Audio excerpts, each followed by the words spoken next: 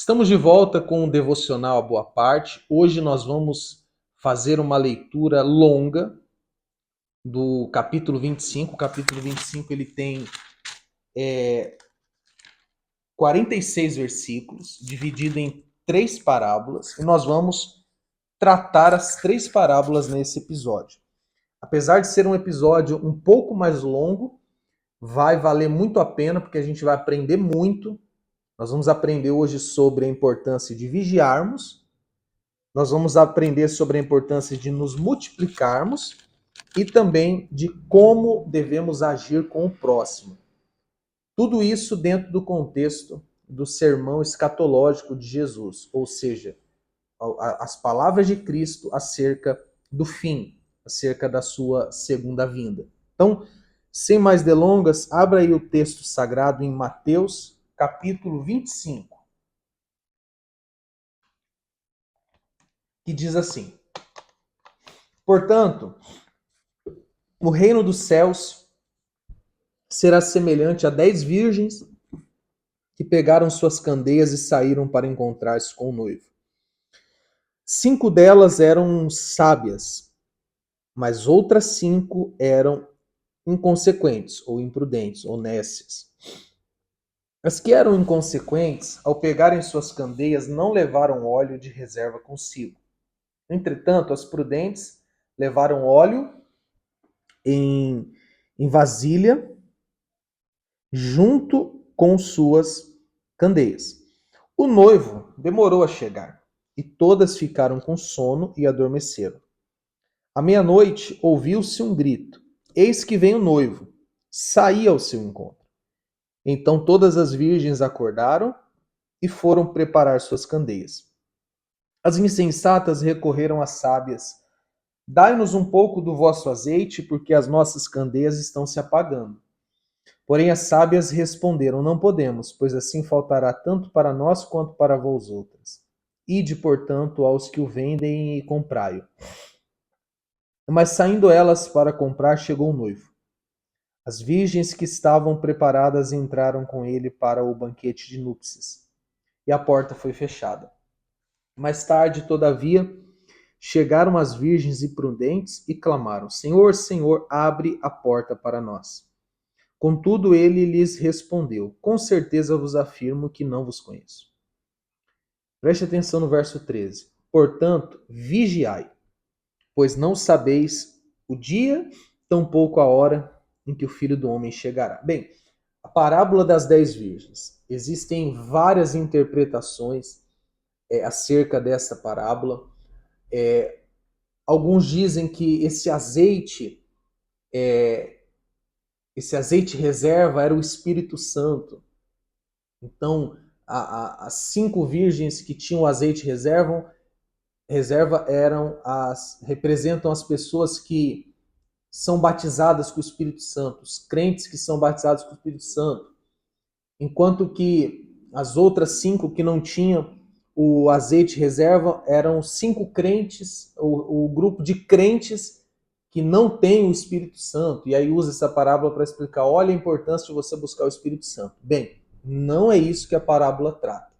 Até porque não existe crente com o Espírito Santo e crente sem o Espírito Santo. Se você é crente, você tem o Espírito Santo. Paulo disse, lá em Romanos 8, se alguém não tem o Espírito de Cristo, esse tal não é dele. Então não tem 2 grupos de crente, um com o Espírito Santo e outro não. Então não é o caso aqui. Alguns também entendem essa parábola, e aqui de forma correta, que Jesus é esse noivo. E essas duas categorias de virgens são aquelas que vigiaram e confiaram, aqueles crentes que estão vigiando e confiando, e aqueles que não estão vigiando e acabam por apostatar da fé. E como que a gente faz para entender de fato o que diz essa parábola? Lá no final, no verso 13, quando Jesus termina de contar a parábola, ele fala: Vigiai, pois não sabeis o dia, tampouco a hora em que o Filho do Homem chegará. Então, de fato, o noivo aqui representa Jesus e as virgens sábias, prudentes, são os crentes que estão vigiando, que estão confiando, que estão andando em santidade, que estão perseverando, que estão seguindo firme na fé, confiando em Cristo. Enquanto que o outro grupo de virgens representa o grupo de crente que não está vigiando, que não está confiando, que não está perseverando. Então, nós devemos seguir o exemplo dessas virgens sábias. Sabemos que o noivo virá, não sabemos quando ele virá, mas sabemos que ele virá. Cabe a nós o quê? Vigiarmos, estarmos atentos, alertas, como eu disse no episódio anterior, não com medo de Cristo voltar. Gente, a volta de Jesus não é algo que nos amedronta, a volta de Jesus é algo que nos alegra, tá bom? Você que é crente, não fique, ele virá, e agora como é que vai ser? Não. Quando Jesus fala para vigiar, é para a gente estar aos pés dele, vigiando, orando, confiando, se santificando. É isso que devemos fazer, tá bom? Se você está andando como essas virgens nécias, você não está vigiando, você não está confiando, você não está se santificando, bota a tua vida em dia, porque Cristo virá e nós devemos estar preparados para receber o noivo, que é Jesus, como a noiva está preparada para receber o seu futuro marido. Tá bem? Então aqui o assunto é vigilância. Vigilância. Agora veja a seguinte parábola, verso 14. Digo também que o reino será como um senhor que, ao sair da viagem, convocou os seus servos e confiou-lhes os seus bens. A um deu 5 talentos, a outro 2 e a outro 1. A cada um conforme a sua capacidade pessoal. Em seguida partiu de viagem. O que havia recebido 5 talentos saiu imediatamente, investiu e ganhou mais 5. Da mesma forma, o que recebera 2 talentos ganhou outros 2. Entretanto, o que tinha recebido 1 talento afastou-se, cavou um buraco na terra e escondeu o dinheiro que o seu senhor havia confiado aos seus cuidados. Após um longo tempo, retornou o senhor daqueles servos e foi acertar conta com eles. Então, o servo que recebera 5 talentos se aproximou do seu senhor e lhe entregou mais 5 talentos, informando: O senhor me confiou 5 talentos. Eis aqui mais 5 talentos que ganhei. Respondeu-lhe o senhor: Muito bem, servo bom e fiel. Foste fiel no pouco, muito confiarei em tuas mãos para administrar. Entre e participa da alegria do teu senhor. Assim também aproximou-se o que recebera 2 talentos e relatou: Senhor, 2 talentos me confiastes. Trago-lhe mais 2 talentos que ganhei. O Senhor lhe disse: Muito bem, servo bom e fiel. Foste fiel no pouco. Muito confiarei em tuas mãos para administrar. Entre e participa da alegria do teu Senhor. Chegando finalmente o que tinha recebido apenas 1 talento, explicou: Senhor, eu te conheço. Sei que és um homem severo, que colhe onde não planta e ajunta onde não semeou. Por isso tive receio e escondi no chão o teu talento. Aqui está, toma de volta o que te pertence. Sentenciou-lhe, porém, o Senhor: Servo mau e negligente. Sabias que colho onde não plantei e ajunto onde não semeei? Então, por isso, ao menos devias ter investido meu talento com os banqueiros, para que quando eu retornasse, eu recebesse de volta mais os juros. Sendo assim, tirai dele o talento que lhe confiei e dai ao servo que agora está com 10 talentos. Pois a quem tem mais, mais lhe será confiado e possuirá em abundância. Mas a quem não tem, até o que tem lhe será tirado.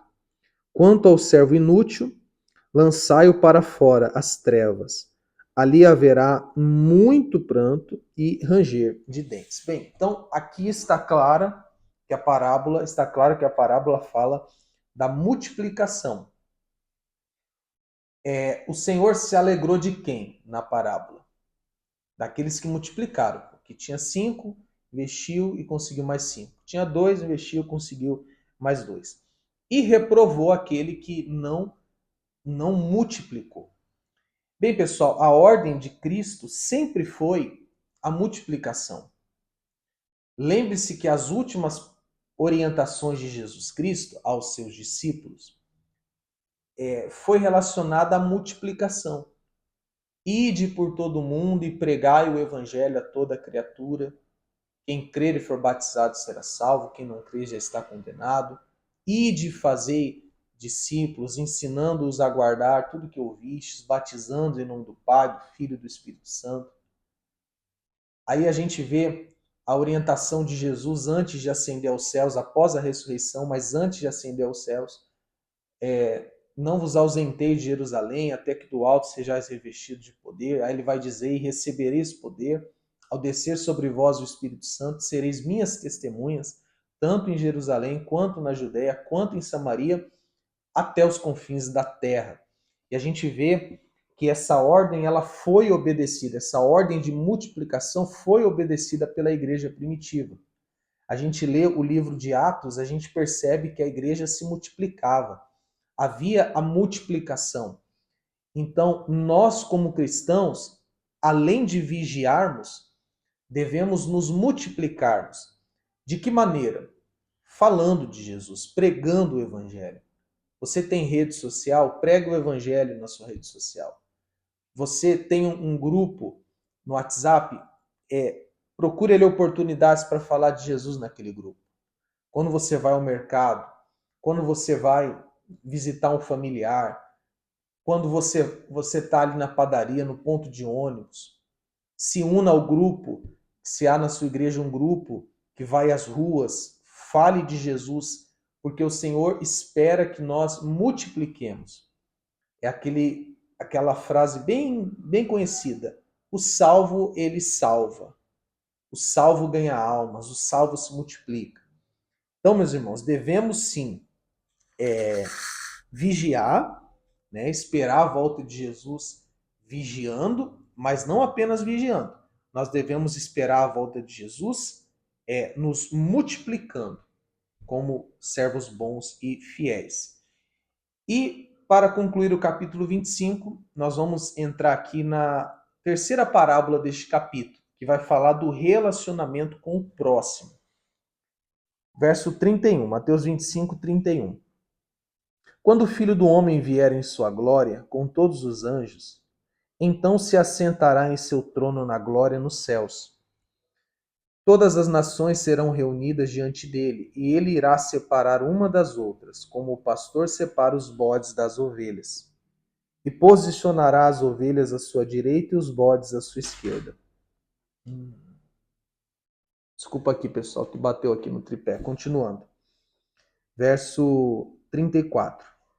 Então dirá o rei, não sei se vocês estão vendo bem aí, vamos continuar, vamos parar não. Então dirá o rei a todos que estiverem à sua direita: Vinde, abençoados do meu Pai, recebei como herança o reino, o qual vos foi preparado desde a fundação do mundo.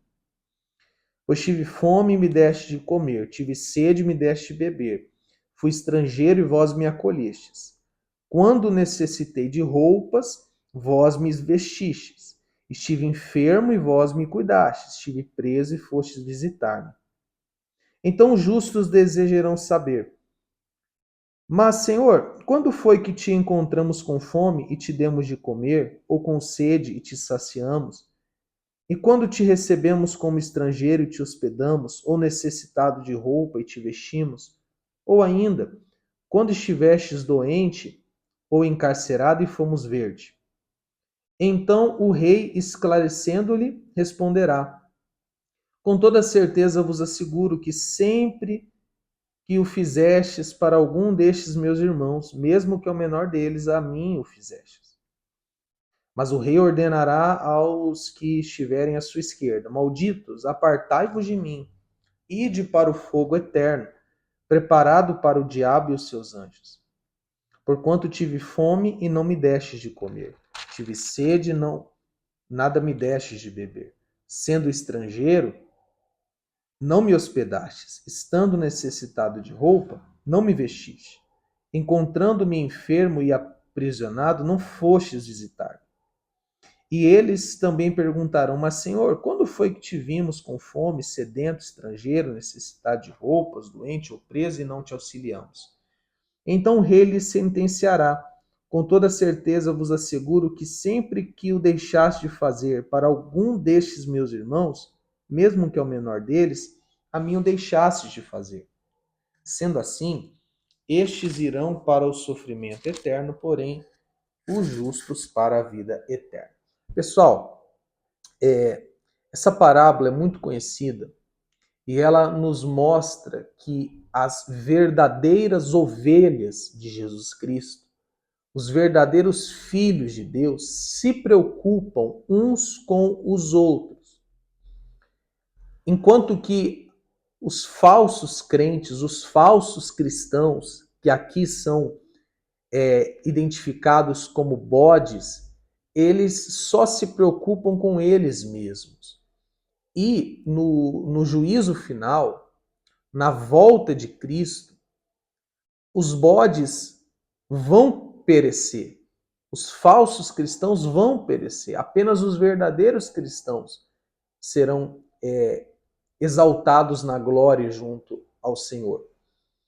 E perceba o que eu acabei de dizer. Os verdadeiros cristãos se preocupam uns com os outros. Porque quando Jesus fala dessa atitude de dar de comer ao que tem fome, dar de beber ao que tem sede, vestir aquele que não tem roupa, visitar o que está preso, Jesus está falando que essa atitude deveria ser tomada em relação aos outros cristãos, aos irmãos. Numa outra versão fala os pequeninos. Quem são os pequeninos? Quem são os irmãos? São os seguidores de Cristo. São os cristãos. São as outras ovelhas, por assim dizer. É claro, meus irmãos, que o nosso dever cristão é ajudar a todos. Mas a nossa prioridade é ajudar os nossos irmãos em Cristo.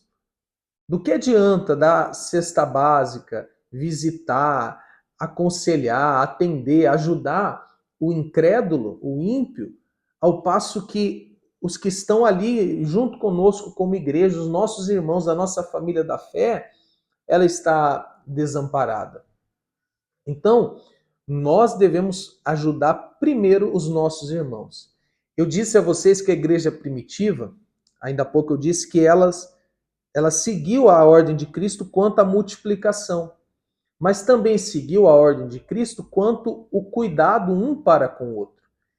Então, quando um servo de Cristo era preso, os outros, ainda que colocando suas vidas em risco, iam visitá-lo. Quando havia um irmão necessitado, praticamente não tinha. A Bíblia fala lá em Atos que não havia entre eles necessitado. Por quê? Porque no primeiro sinal de necessidade, a igreja se unia e amparava aquele irmão. Os que tinham mais distribuíam, compartilhavam com os que tinham menos. E assim, um ia ajudando o outro. Então, uma das evidências de que nós somos ovelhas, somos cristãos, é a nossa preocupação com os nossos irmãos em Cristo. Cristão ampara cristão, cristão visita cristão, cristão ama cristão. O povo de Deus ajuda uns aos outros, tá bem? E claro, devemos ajudar a todos, mas o foco aqui é justamente aqueles que fazem parte da nossa família da fé, tá bom? Um detalhe, pessoal, não é que as nossas, isso é importante vocês prestarem atenção, não é que a nossa caridade, a nossa boa obra, o nosso auxílio, a nossa assistência às demais pessoas vai nos tornar merecedores do reino dos céus. Não é isso que Jesus está falando. Mas as boas obras, a caridade, a piedade, a santidade, a assistência, o olhar para o próximo, prova que somos cristãos. Entende? É a mesma coisa da multiplicação. O ato de multiplicar não é que vai nos tornar merecedores do céu. Ainda que haja um galardão, uma recompensa para aqueles que se dedicam ao ganho de almas, à pregação do evangelho. Mas não é que o ato de nos multiplicarmos nos tornará merecedores do céu. Não, mas é um sinal de que estamos indo para lá. Eu costumo dizer que boas obras não produzem salvação, mas salvação produz boas obras. Tá bem? Então fica aí o capítulo 25, o Senhor nos ensinando até que Ele venha a vigiar, a nos multiplicarmos e a ajudarmos uns aos outros.